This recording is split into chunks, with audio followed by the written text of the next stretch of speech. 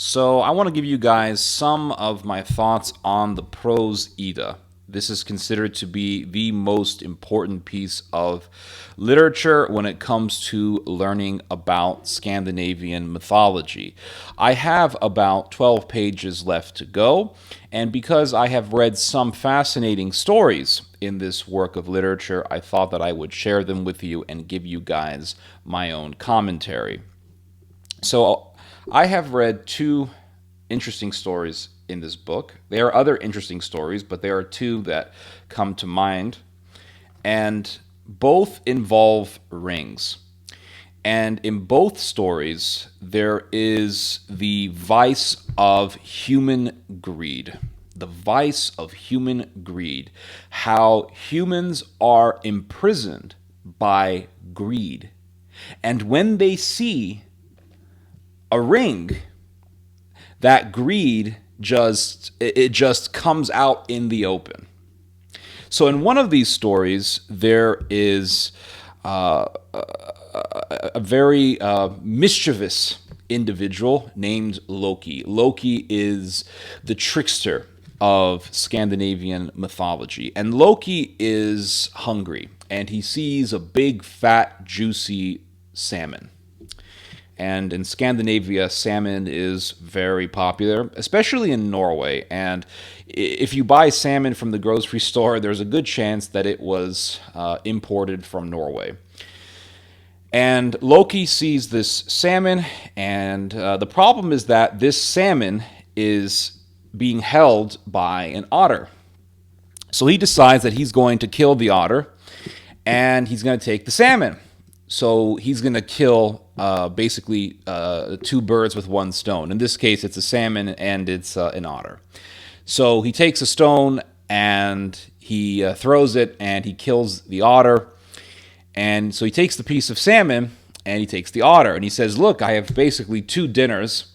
I got some otter meat and I got a big, beautiful salmon.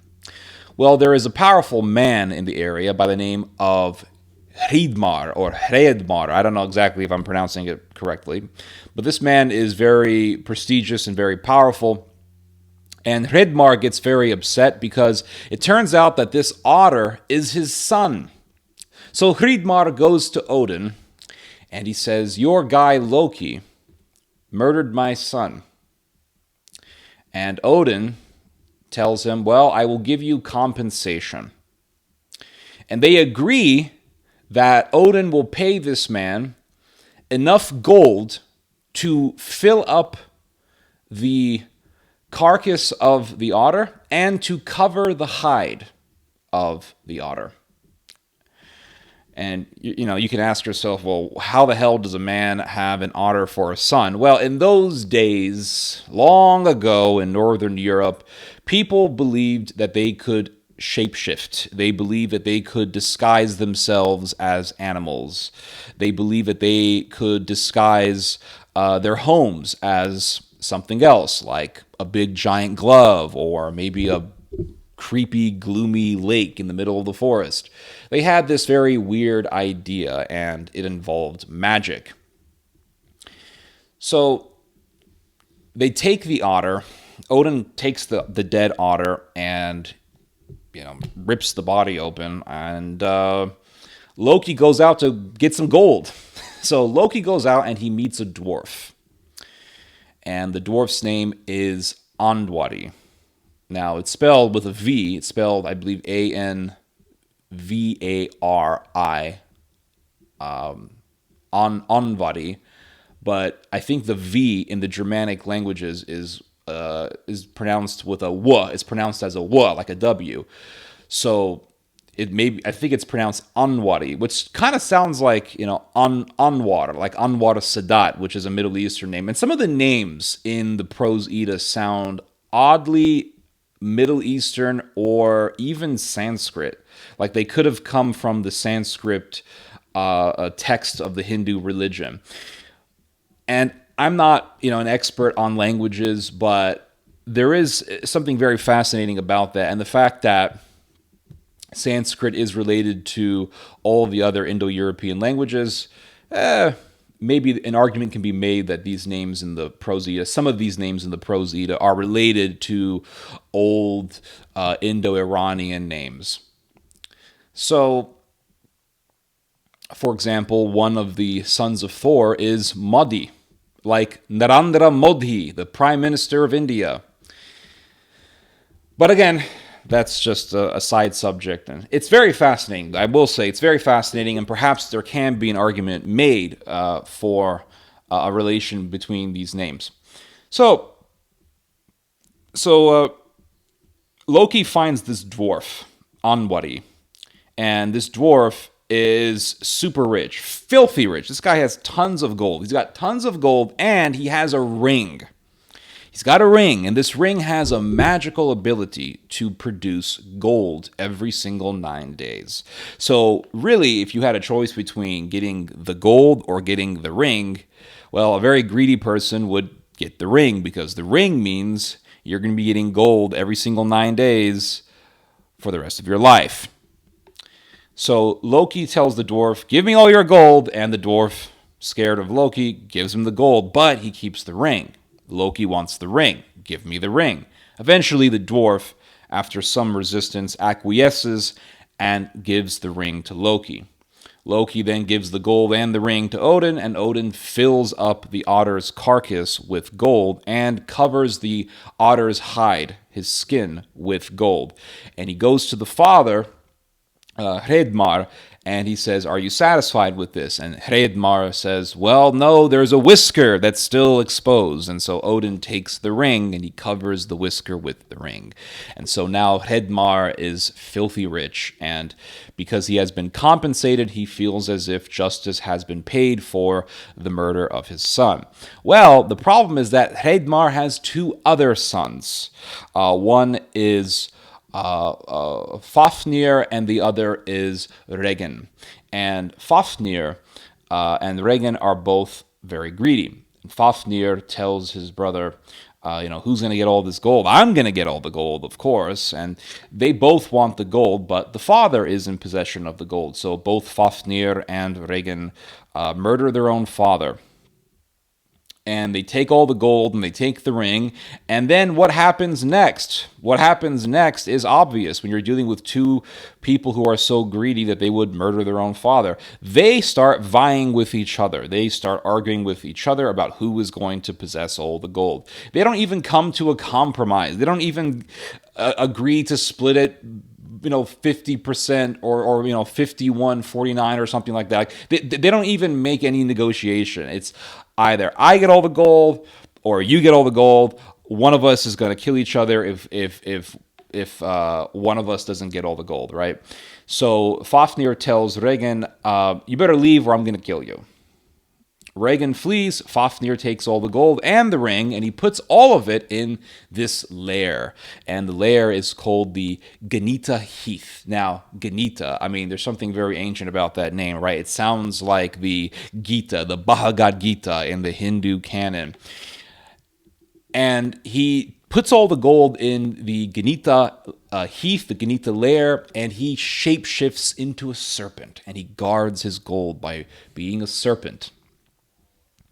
Well, Regin never forgets this, and he wants his gold. He wants all the gold, and he wants to kill his brother Fafnir and take all of it, and he wants to take the magic ring. So he adopts a son. This son's name is Sigurd, and Sigurd is extremely physically strong and a very, very capable warrior. And he adopts Sigurd as his son, and he tells Sigurd to go out and kill this serpent. Now, he doesn't tell Sigurd that this is his brother, but he tells him that there is this evil serpent that has all this gold, and you need to kill this serpent, and we can get the gold. Okay, fine. So Sigurd, following his father, his new father, goes to the lair, and he wants to kill the snake. This is kind of like a boss battle. So what he does is he digs a ditch on the ground, he hides in the ditch, and he waits for the serpent to slither above the ditch. And then once the serpent is above him, Sigurd pulls out his sword, and he plunges it into the scales of the serpent, and the serpent dies. Well, he opens up the serpent's body, and he takes the serpent's heart. He carves out the serpent's heart, and he begins to cook it to make a meal. And the juices from the heart are seeping out as it is cooking. And some of these juices fall onto Sigurd's hand and burns him. And Sigurd licks some of the juices, and he begins to basically hallucinate. And the birds, there are some birds around him, and he can actually hear these birds talking to him. And the birds tell him, "Don't you know what you just did? You just murdered this man's brother so that you can take the gold for him." And Sigurd gets very upset by this, and he ambushes Fafnir and kills him. He takes the gold, and he takes the ring. So he travels about, and eventually he sees a family. He meets with a family, a very prestigious Scandinavian family, and the family has a daughter, and she's very beautiful. And so he marries her. And there's a son in this family named Gunnar. And Gunnar wants to marry this beautiful woman by the name of Brynhild, or just Hild. And Hild is a very tough woman. She's described as being a Valkyrie, and she has her own armor, and she has her own sword, and she's capable of fighting. And Hild, or Brynhild, is very, very beautiful. She's very attractive. And Gunnar wants to marry her. So Gunnar goes to Sigurd and he says, I want to marry this woman. And Brynhild says, I will only marry a man if he has the courage to ride a horse through this flame. And there is a flame that's next to her house, and it's very scary. And when people look at it, they get very fearful because they're afraid of getting burned by riding through this flame. But Gunnar has some courage. He is attracted enough to this woman that he's willing to put his life on the line. So he gets on his horse and he positions himself before the flame. He's right before the flame, and he tells his horse to ride. He whips his horse to ride to the flame, but the horse is too scared. The horse is full of fear, and the horse refuses to ride on any further. So Sigurd sees what's happening, and he wants to help his friend out. He wants to help his brother-in-law out, because remember, he married Gunnar's sister. So he tells Gunnar, my horse is courageous enough to ride through the flame, but my horse will not ride if someone else is on top of him, if someone else has mounted him. So he will only ride if I am on top of him, if I am riding him. So here's what we're going to do. I'm going to shapeshift as you. And I'm going to ride the horse. I'm going to go through the flame. But everyone, including the woman that you are so in love with, is going to think that you are the one who rode through the flame. So he shapeshifts as Gunnar. He rides through the flame. And Brynhild says, okay, I'll marry this man. So she marries this guy thinking that it's Gunnar when it's really Sigurd. And, well, there comes the wedding night, and they're supposed to have sex. But Sigurd doesn't want to have sex with this woman because he's not Gunnar, and he doesn't want to mess it up for his brother-in-law, because it would be dishonorable. So he puts a sword between himself and her, and he says, we're not going to do any sex tonight. And she's like, what the hell's wrong with you? What, we just got married? No, we're not going to do this tonight, right? And the story never explains how this is rationalized in this situation, because it's obviously a very awkward situation. But the next morning, he gives her the magic ring. And then he leaves the house, and then in comes the real Gunnar. And she says, oh, you're back. And, they have sex, and they act like a normal married couple. So one day, Brynhild is with... she is with Sigurd's wife, and they're talking, and they are arguing about who has the most heroic husband. My husband is the most heroic. And Sigurd's wife says, my husband Sigurd is more heroic than your husband. And Brynhild says, excuse me, my husband rode through the fire and won my heart. And she says, the other woman says, do you really think that was Gunnar who passed by the flame? No, that was not Gunnar. That was Sigurd. He shapeshifted as Gunnar. So Brynhild gets so upset by this that she decides that she wants to murder Sigurd. She doesn't want to kill Gunnar. She's married to him, but she's not pissed off at Gunnar for being a part of this conspiracy to get her hand in marriage. She wants to kill Sigurd because Sigurd shapeshifted as her now husband. So she tells Gunnar, go out and kill Sigurd. Gunnar doesn't want to do it because he made an oath of loyalty to Sigurd. So he goes to his brother and tells him to kill Sigurd for him, which he does.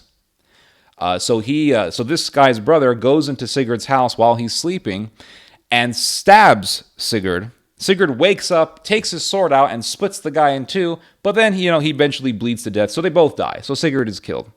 So now Sigurd is dead, and Gunnar and his wife have all of his gold. They also have the magic ring that provides endless amounts of gold. But remember, the ring has a curse for those who are very, very greedy. See, Sigurd had the ring. He had the ring. But he didn't want it. He gave it to Brynhild. He gave it to the woman who his brother-in-law wanted to marry. He wasn't greedy. But those who are greedy, they wanted this ring. They wanted this ring, and in their greed, they were willing to kill to have it.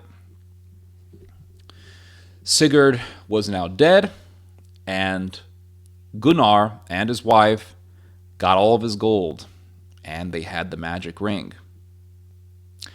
When Loki took the ring from the dwarf warned Loki, though this ring will give you all of this gold every 9 days, the ring comes with a curse. Gunnar was eventually ambushed by Attila the Hun. Yes, this is what the Prose Edda says. And there was Brynhild, husbandless. And though she had all this gold and she had this magic ring, she was miserable. And she took a sword and she plunged its blade into her body and committed suicide. There is another story in the Prose Edda that demonstrates greed, and it uses a ring in the narrative. And this story involves a Danish king by the name of Hrolf Kraki. And Hrolf Kraki was known as a king who had much justice and righteousness. And his mother, Yrsa, was married to a Norwegian king by the name of Adils. And Adils asked King Hrolf Kraki for help in a war against a Norwegian king by the name of Ali. Again, this is another Semitic-sounding name in Scandinavian literature. And so King Kraki, he is not available to fight in this war because he's occupied with something else, but nonetheless, he wants to fulfill the request of his mother's husband. So he sends his best warriors out to help King Adils. King Adils is the king of Uppsala, by the way. Uppsala is a city in Sweden. So his best warriors go to help the king of Uppsala. They defeat the Norwegian king, but King Adils refuses to pay the warriors of King Kraki. King Kraki is so upset by this that he travels all the way to Sweden, and he meets with his mother, and his mother is also very upset that her husband refuses to pay the warriors of her son. So part of the deal was that the warriors would not only be paid, but they would be able to choose, these elite warriors would be able to choose 3 treasures of King Adils. And after the war was over, they wanted 3 things that King Adils got from the war, thanks to Kraki's warriors. They wanted King Ali's sword, they wanted King Ali's armor, and they wanted a ring. They wanted a ring that was in the possession of King Adils.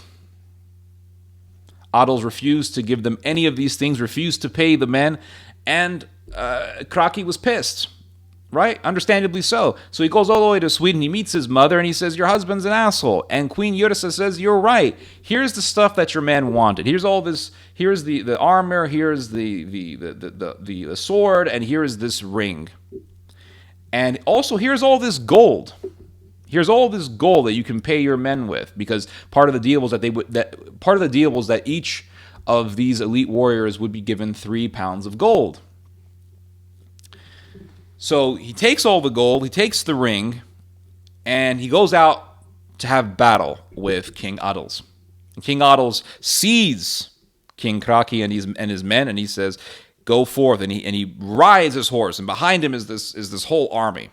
So the army is getting closer and closer and closer to King Kraki. King Kraki is outnumbered. He's outnumbered by this whole army, this whole Swedish force. What's King Kraki going to do? Right? And this is when the story really gets interesting. He takes all the gold that his mother gave him, and he throws it on the ground. And all the soldiers, he throws it on the ground, and I think the book describes him as throwing the pieces of gold in the ground as if he was throwing grain, as if he was a farmer sowing seed in his field. He sows the gold to the field. And all of the soldiers of King Adils leap out of their horses and grab the gold because they're so filled with greed. So King Adil sees this and he says, well, all these greedy bastards, I can't really trust them, I can't really rely on them, but I'm still going to kill this Kraki guy. So he chases after Kraki, and he's getting closer and closer to Kraki, and Kraki turns around and he has the ring that his mother gave him. He has the ring. And he throws the ring on the ground. He throws the ring to the ground. The ring falls to the ground, and King Adils takes this thin spear that he had, and he loops the spear. He loops the spear through the ring, and Kraki turns around, and he sees the king slightly bent down, picking up the ring with his spear. And King Hrafn Kraki looks at King Adils, and he says, I made the king of Uppsala grovel like a pig. And he rides off. Doesn't kill his enemy, but destroys him with humiliation, which at times is worse than death. So in both of these stories, we see the vice of human greed, and we see rings being used in the narratives. So you can totally see how Tolkien was influenced when he wrote The Lord of the Rings, right? In The Lord of the Rings, there is a ring, and with this ring, you have power, and everybody is fighting and killing each other for this ring because they are greedy for power. Because whoever has the ring rules over Middle-earth. It's like an Elden Ring, the video game, right? Which is obviously very much influenced by The Lord of the Rings and influenced by Scandinavian mythology. Whoever has the ring in Elden Ring rules over the lands between. And in the story of Elden Ring, there was Queen Marika, and she had this ring, and she eventually destroyed the ring, and the ring became billions of little pieces of ring, and everybody wants the pieces of the ring. Everybody wants to become the Elven Lord and rule over the lands between. Well, you can definitely see how the Lord of the Rings and how Elden Ring were definitely influenced by Scandinavian mythology, but in the two stories in the Prose Edda involving rings, the power of the ring really stems from the vice of greed. The power of these rings are simply given to the rings by those who want them. It's not as if they look at the ring and all of a sudden the ring possesses them. No, they want the ring for greed, and the power of this ring really is the power of greed. It's the strength that greed can have over humans. So they give this power to the ring, especially in the story of Sigurd. Sigurd doesn't want the ring, but Gunnar wants the ring. Gunnar wants the gold, and he eventually murders Sigurd, and he takes the gold, but it doesn't give fulfillment. It doesn't give happiness. Sigurd is a free man, free from greed. But Gunnar is a slave to his wife, Brynhild, and Brynhild is a slave of her own anger. And even though she's surrounded with all this gold, she's a prisoner to her own desires. It's like that scene in Rush Hour 2 when Stephen Raines gets stabbed by the Chinese triad leader, and Stephen Raines in the movie gives the story of a dragon who guards all this gold and he keeps it all for himself, but eventually the dragon is trapped in this hole. He can't get out, and Stephen Raines says in the movie that the whole moral of the story is that greed will imprison us all.